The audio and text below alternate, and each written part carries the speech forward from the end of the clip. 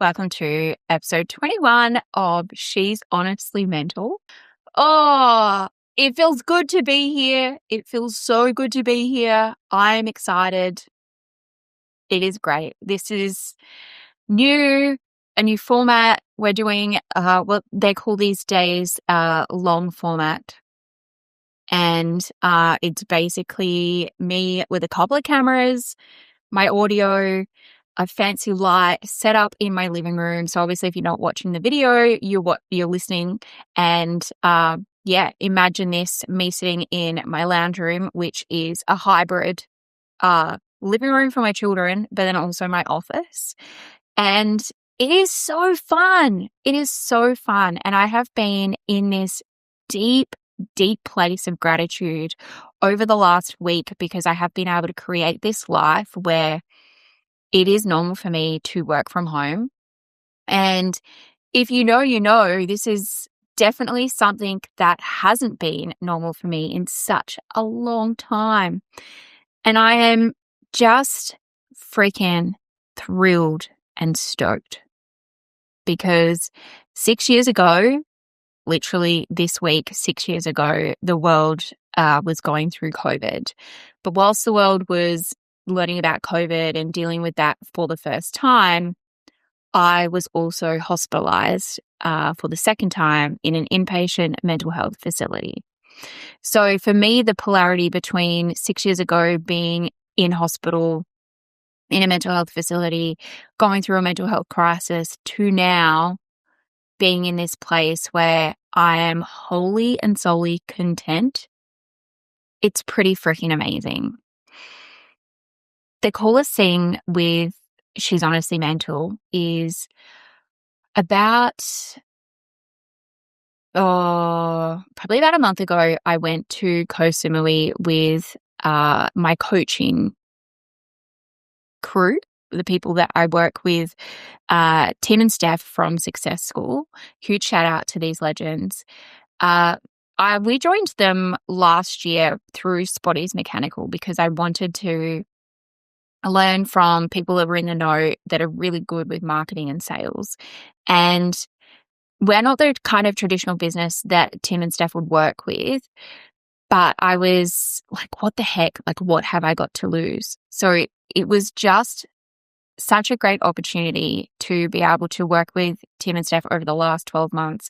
We've been able to grow Spotties. We've got new brands on. Oh, and if you don't know actually what Spotties is my husband and I have a mechanical dealership and repair business. So we sell and service tractors, sprayers, anything kind of that you would find on a farm is what we do. So alongside She's Honestly Mental, we've got Spotty's Mechanical, and it's just a fun ride. It's Jared's zone of genius, and he is incredibly talented when it comes to anything engine. And that's passed down from like his dad, his granddad. It just works. Like his brain loves that kind of stuff. And he grew up on a farm. I grew up in the farming industry. So it's one of those things for us. So my job with Spotties is the sales and the marketing kind of things. And obviously it's always been around like business operations because that's just how my brain works. And so I joined Tim and Steph because I wanted to learn from people that were really in the know when it came to online marketing and sales and whatever. So I went to one of their planning days in December and I sat down and I really mapped out what we were doing this year as business focuses. And a couple of times a year, they do business retreats. And our last one was in Koh Samui. Last year, as most of you would know, if you've listened to the podcast before, if you haven't, I started She's Honestly Mental, obviously from my own lived experience, but I went to Bali last year for another retreat with a friend, and I went and recorded the first 3 episodes of She's Honestly Mental over there in a really cool studio. And I knew then that I wanted the podcast to be in this amazing format of being able to communicate, like watch videos. Everyone loves my voice, but also who wouldn't want to see my pretty face? But there's so many really cool things happening with the potty. And it's just like, watch this space. And I've always been like, hey, I'm going to be doing this thing. It's not really perfect, but come along for the ride anyway. because we're going really cool places. And the biggest thing for me with the podcast and with anything that I talk about is I'm here to normalize the conversation around mental health. And the more that we can normalize these conversations, the more that it is okay to truly talk about what you're feeling, what is going on for you, and that it is actually safe to talk about it without that judgment, without the fear, and I hate people saying this, without the stigma around mental health or the stigma around conversations. I truly believe that when we say things like, oh, there's such a stigma around mental health, what we're actually saying is you are affirming that there is a stigma around mental health instead of saying, oh yeah, I'm just talking about how I'm feeling and what's going on for me. A lot of the time when we talk about our feelings, we're talking, like surface level stuff. And I'm not here for that. I'm not here for those surface level conversations that are just, oh yeah, like I'm doing okay. I'm the kind of friend that's going to turn around and be like, yeah, but really, how are you? So we went to Koh Samui. Blah, blah, blah, blah, blah. Welcome to Karina. We went to Koh Samui. I took a friend with me, Vicky, who works as our consultant CFO, because one of my things has always been my struggle with my conversations around money, impulse control, those things that we don't really like to talk about. And so I brought Vicky along because I wanted her to understand why I invested in Success School. And I also wanted her to kind of understand more around the process of what my role is with marketing, with Spotty's Mechanical, but also with my vision around She's Honestly Mental. And whilst we were there, it was just so nice. Like, it was beautiful. We stayed at this beautiful pink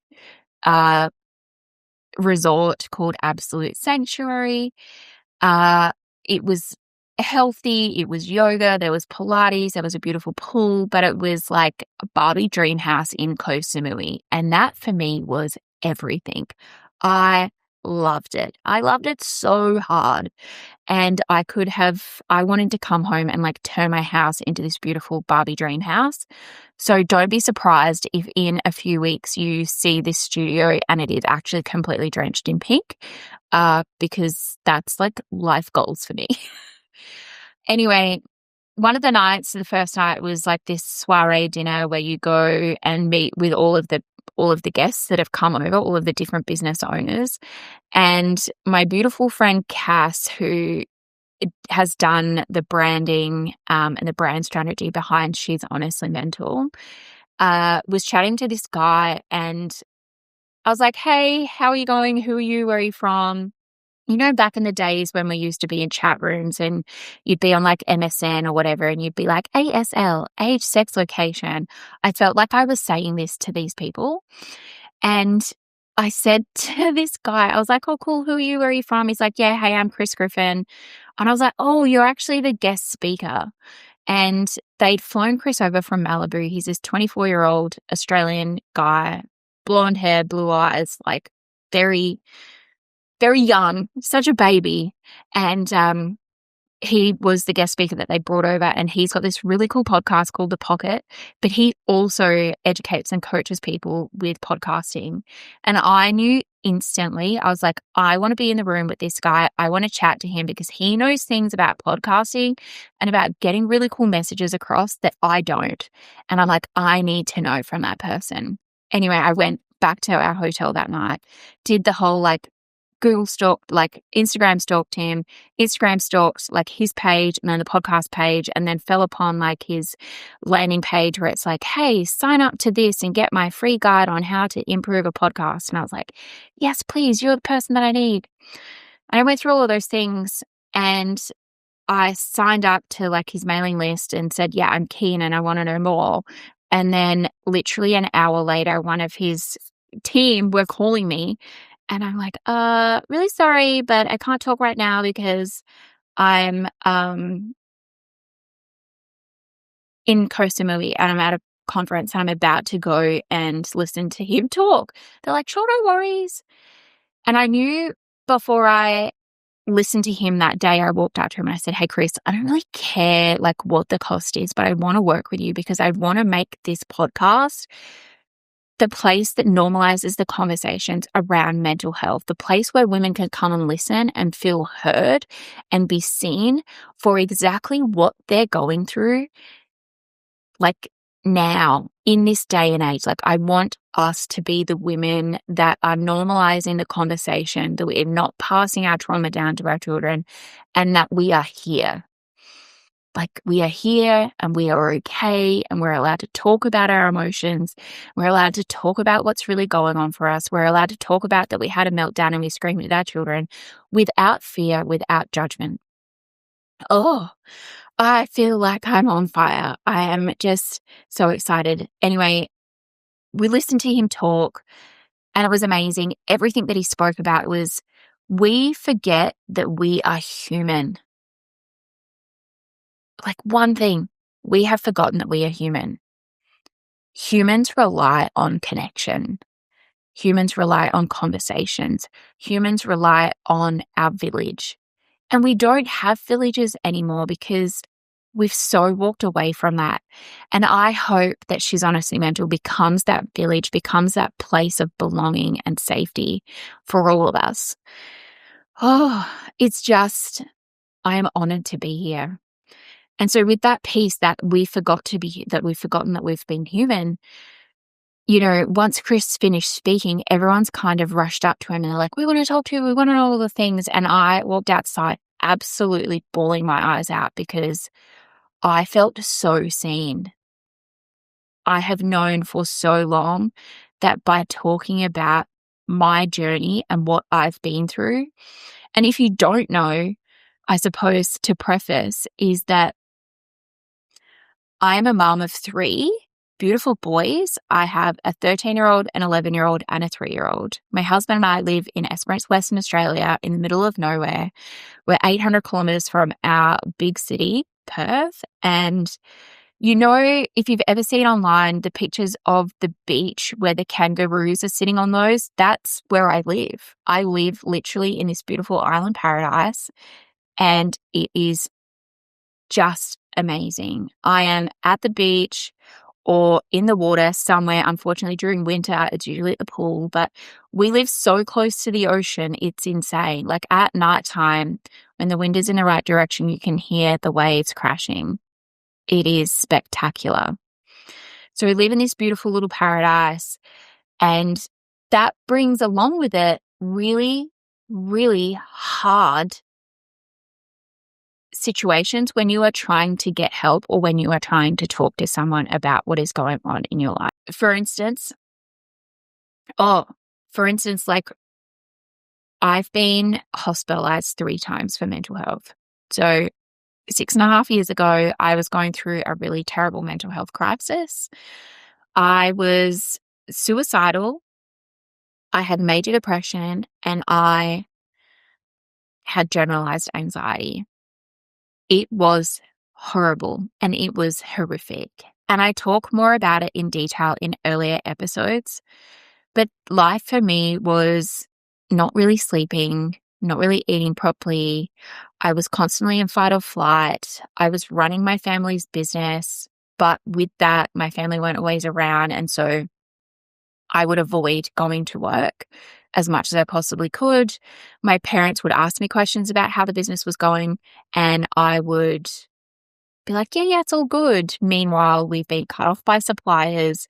We've got, it just was people calling me every day going, hey, just wondering when we're going to get this payment, blah, blah, blah. And I'm thinking, holy shit, if they find out how bad things are, they are going to hate me for the rest of my life. And the things that I was saying to myself were things like, you're a fucking idiot, you're a loser, no one loves you, no one wants you to be around, all you've done is make things worse for people.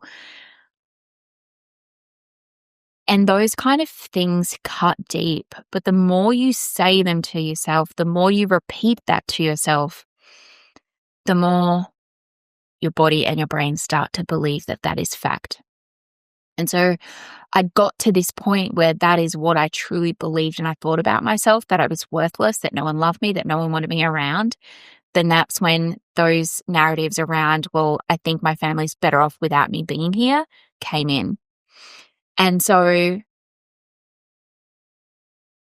my GP, I was seeing him a lot, and I'm seeing him a lot because at the time my body's nervous system had really started to like just be on fire, which then meant my immune system was really, really shit. And so I was constantly getting sick. And so I'm talking to my doctor about these physical symptoms that were going on when really where it was all stemming from was from my mental health not being great.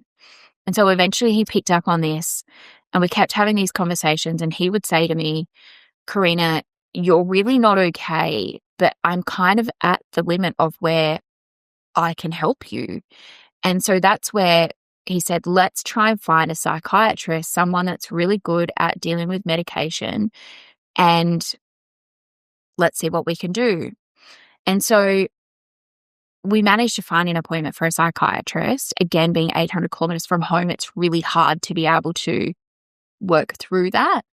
And so he said, right, we've managed to tee up a telehealth appointment. And just think of today, how easy it is to do telehealth appointments. 6.5 years ago, it was not that easy to do it. It's just, we don't talk about what we were going through back then. And I feel like, when your parents would say, back in my day, I used to walk 6 kilometers to school and up the hill and carry all the jugs of water and blah, blah, blah. We're not talking about that from centuries ago. We're actually talking about this from just 6 years ago. And so when we finally got this appointment with the psychiatrist, at that point, my family then knew how bad my mental health was and knew that I was suicidal and knew that I was not well. And I was able to talk to them honestly about how bad the business was doing. And as hard as it was having those conversations with them, it was such a sense of relief because I was able to truly tell them what was going on. And there is power in that. If you can be in a place where someone can actually sit and listen to you and see you without judgment, how freeing it is to be able to offload those things is amazing. So when I finally had this appointment with my psychiatrist, she said, Karina, and I have trauma from my childhood, things like sexual assault, things like my parents breaking up, and other bits and pieces throughout life that all added up. And this is where they talk about PTSD actually being complex PTSD, because there is events that have compounded through your life, different traumatic moments that add up.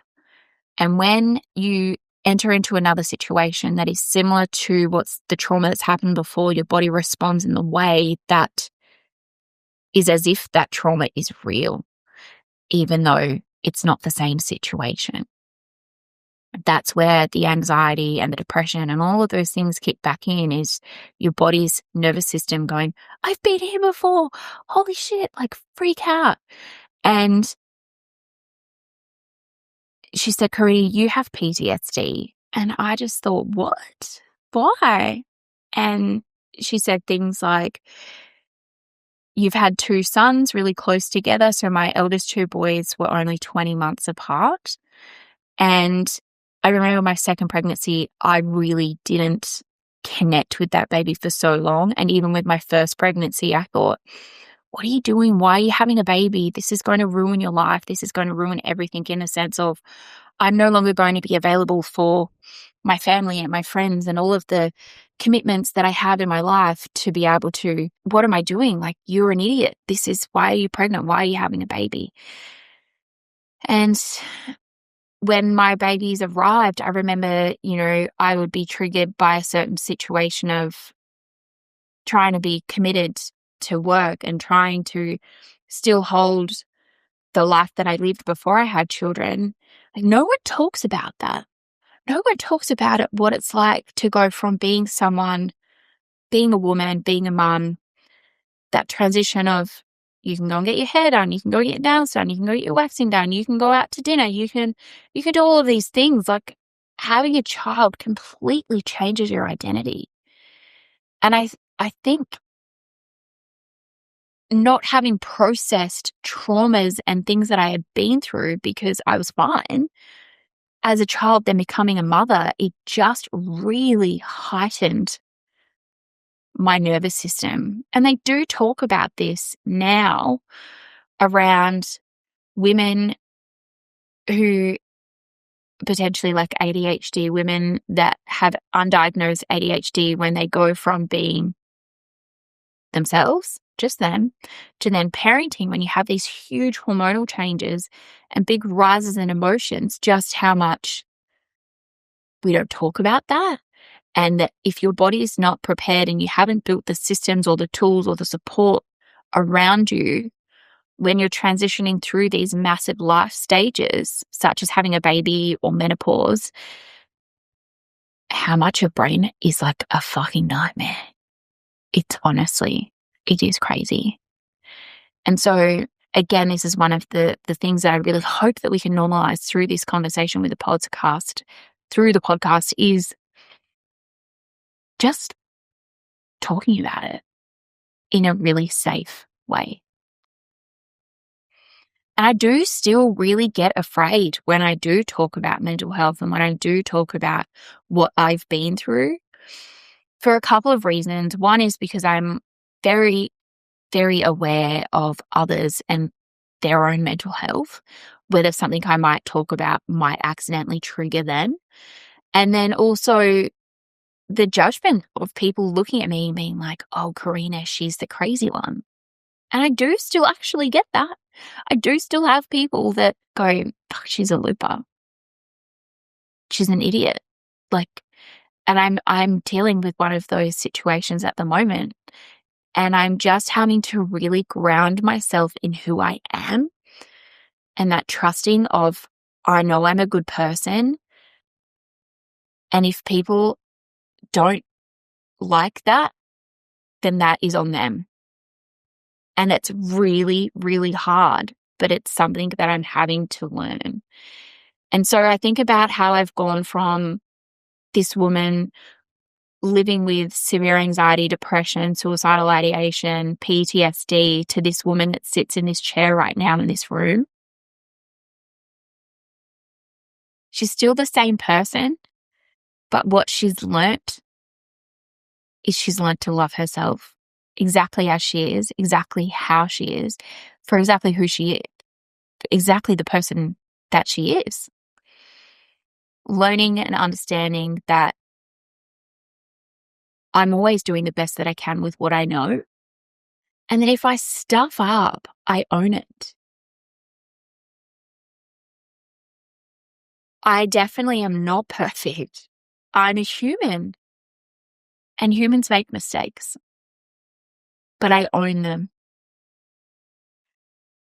I've learned tools that help me on a day-to-day basis. I've learned different techniques of how to handle situations to make it easier for me to get through.